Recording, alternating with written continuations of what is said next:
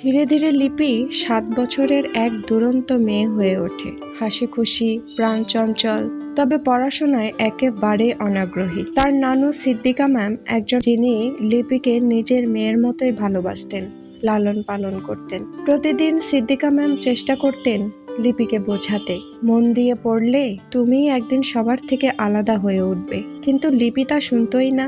দিন যতই যাচ্ছিল, লিপি ততই বেপরোয়া হয়ে উঠছিল। সে ক্লাসে পড়া না করে জানালার বাইরে তাকিয়ে থাকত। সহপাঠীদের বিরক্ত করত, হোমওয়ার্ক করত না। পরীক্ষায় সে খুব খারাপ করলো। রিপোর্ট কার্ড হাতে পেয়ে তার হাসি ফিকে হয়ে গেল। সেই দিন স্কুল শেষে সিদ্দিকা ম্যাম তাকে এক কোণে ডেকে নিলেন। কাঁপা কাঁপা কণ্ঠে বললেন, তুমি জানো আমি কাঁদতে জানি না, কিন্তু তোমার এই ফলাফল দেখে আজ ভেতরটা ভেঙে গেল। আমি কি তোমার খারাপ চেয়েছি যে তুমি আমার কথাও শুনছো না? লিপির চোখে তখন পানি। সে প্রথমবার বুঝলো ভালোবাসা মানেই শুধু আদর নয়, শাসনেও লুকে থাকে গভীর মমতা। সেই দিন থেকেই লিপি বদলে যায়। সে পড়াশোনায় মন দেয়, ম্যামের প্রতিটা কথা হৃদয়ে ধারণ করে। আর সিদ্দিকা ম্যাম, তার চোখে তখন শান্তির জল, গর্ব আর ভালোবাসার মিশ্রণে ঝলমল।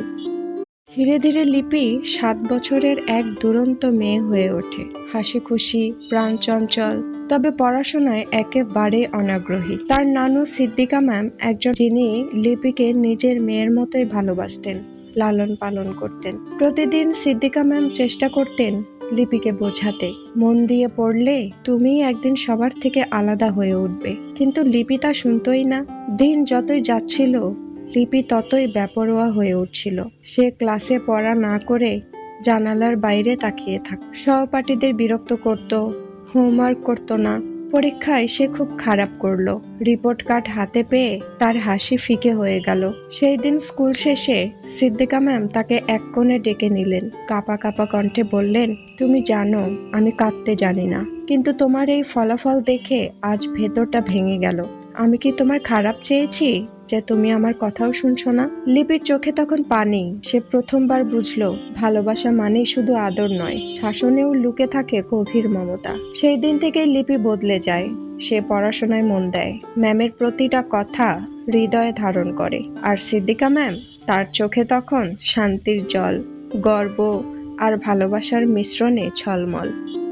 ধীরে ধীরে লিপি ৭ বছরের এক দুরন্ত মেয়ে হয়ে ওঠে। হাসিখুশি, প্রাণচঞ্চল, তবে পড়াশোনায় একেবারে অনাগ্রহী। তার নানু সিদ্দিকা ম্যাম একজন, যিনি লিপিকে নিজের মেয়ের মতোই ভালোবাসতেন, লালন পালন করতেন। প্রতিদিন সিদ্দিকা ম্যাম চেষ্টা করতেন লিপিকে বোঝাতে, মন দিয়ে পড়লে